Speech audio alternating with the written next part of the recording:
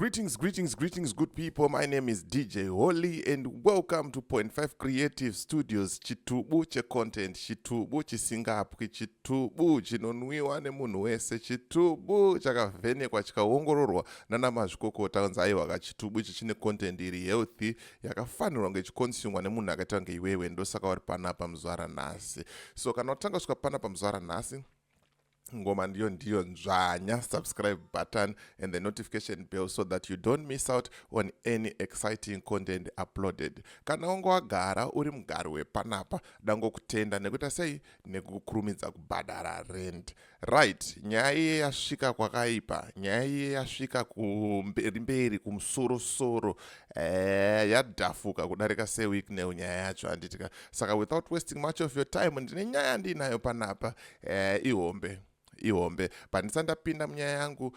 Kana une business raunaro rauda kushambadzirwa, ndibate namba dzangu ndo dziri kubuda pasi apa handitika. Kana une nyaya yaunayo yaurida kumang'ara, ndibate futi pasame number ipapo handitika. Ndokumbirawo musatambise nguva muchinditi hai mune muchinditambisira nguva ndendiri busy. Munhu chingotaura kuti ndinonzi ningi nyaya yangu yakamira yakati, kana ndiri interested ndokufonera kana ndoresponda handitika. Saka without wasting much of your time, rega tipinde munyaya yedu. Sezvamunoziva svondo rapfuura rakapera seWicknell vachichinjana mashoko naOlinda. Umwe akati chino, umwe akati chino, umwe akati chino, kusvikira nyaya dzacho dzakadza kutozoti bore. Tata kutsvagawo dzimwe nyaya dziri interesting kana kumhangara nyaya idzodzo tasingadzimhangare, tata kusiyana nadzo tisingadziripote nyaya idzodzo. But pazovhurwa hombe nehomwe nyika, Queen Tatelicious. Aiwa, pamwe wakaida kungotiudza kuti vanawo masina aya, but handizivi kuti mutactic wauda kushandisa ndeupi, but vane post yavaisa ende vari kuvhura hombe. Hameno kuti vanozokwanisa kudzivhara here, but aiwa Tatelicious ndomutemba zvangu handiti. Ndozvaya zvaitorwa navakuru nzanzi kangoma kana koririsa kakuda kuita sei, kakuda kupaduka, kakuda kubvaruka. Kanga kunyanyoririsa kangoma kemaAquac, kangoma kemota. Ende varume tata kushaya hunhu, chinguwa taenda taombera, chinguwa tati ningi. Zvinhu zvakasisina kumira zvakanaka handiti. But shamu nyoro ine munyu inenge yauya na Queen Tatelicious.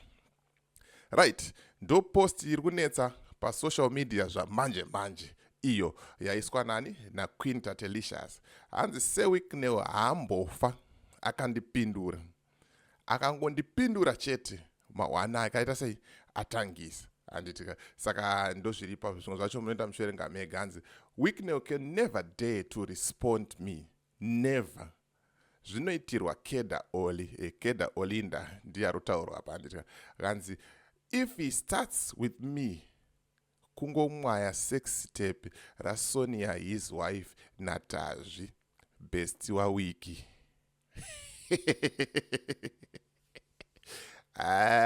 Munoti chini nyaya irapa iyi nyaya yadhafuka kupfuura seWicknell yakutosvika kuna Yokozuna idhunda ihombe. Munoti chini nyaya yakadai so. Ende kubva pakaiswa post iyi nanhasi seWicknell vakapinda mubako vakafuga musoro, havasati vapindura. Hatisi kuziva kuti vari kuita nezvei, but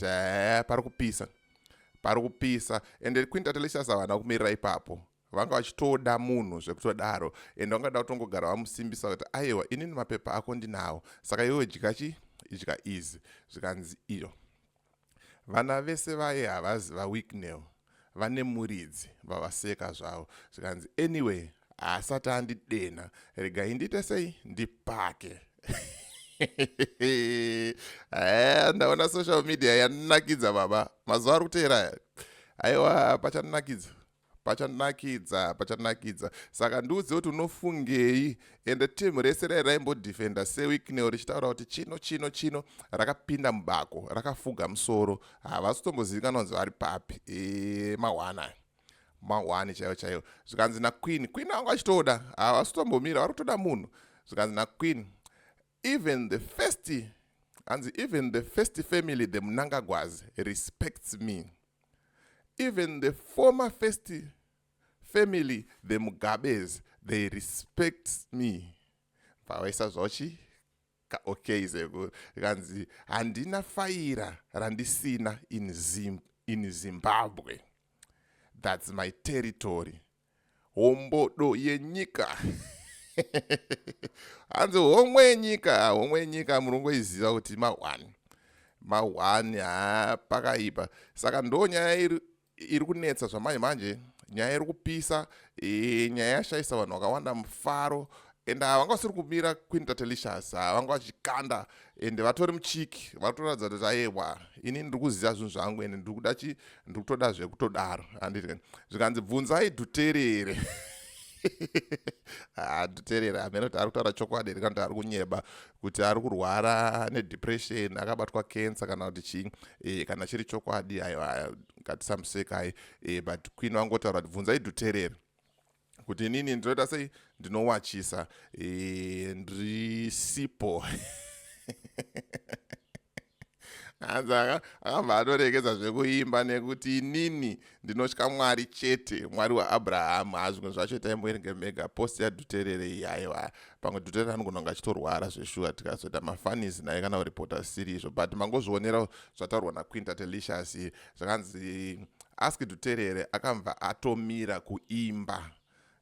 But mareasons ake Dhuterere akataura kuti ari kurwara, handizoziva kuti zviri kufamba sei handiti.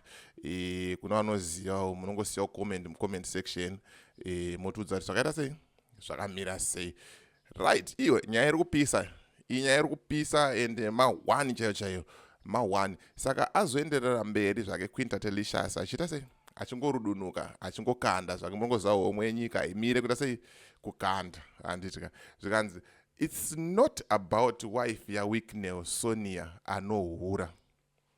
Wicknell, and the wiki, only even wiki is not innocent.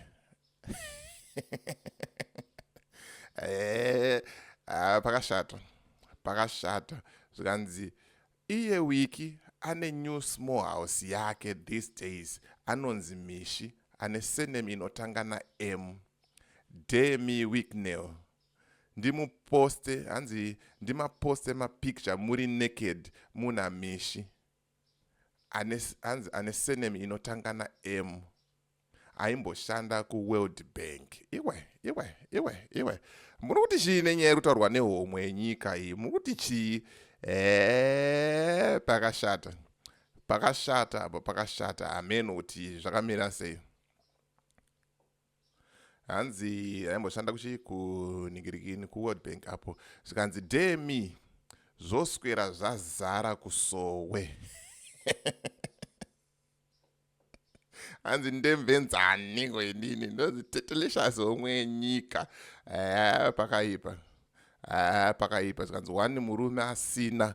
Aiwa izvo munoerengawo mega because ozoda nditi ndataura zvinyadzi panapa chichi aiwa handisi kuita izvozvo handitika. Izvo verengewo mega, izvo mozvionera mega. But it was a give kuti munhu auzopiwawo zvese, Mwari haazokwanise zvese, anokwanisawo mari okunyimawo kumwe uko. And even seWicknell mukatowanzwa vachitaura vanototaura vachifemereka kuti kunge munhu anga achimhanya. Saka handizoziva kuti pachigemu vanonyatsodya here bota zvekudaro. Ndosaka muri kuona mafesi avo achiita sekuvakamburira bota handitika. But you never know, inyaya dziri kungotaurwa naTaTelicious. Asati auya zvake nemaV11 tangomirira kuti seWicknell mupindurei taTelicious iyeye atibuditsire maV11 timaone kuti ndechokwadi here kana ndeyekunyeba. But amen. Kuti zvinopera mushe here papa. As for me, DJ Holly and the rest of the crew behind the scenes, tiri kuti it's bye for now. Siya comment, usabve panapa usina kusiya comment nekuti nyaya iyi iri kupisa ende ticharamba tichipai ma-updates handitika. Vaimbosapota seWicknell vakatengerwa mota vese vai chimbobudikiraiwo musapote sugar daddy wenyu. Aya vahwari rega tidakirwe zvangu tiende. Ngatisaka nevidhio rinoteera and thank you for supporting .5 Creative Studios. I'm out.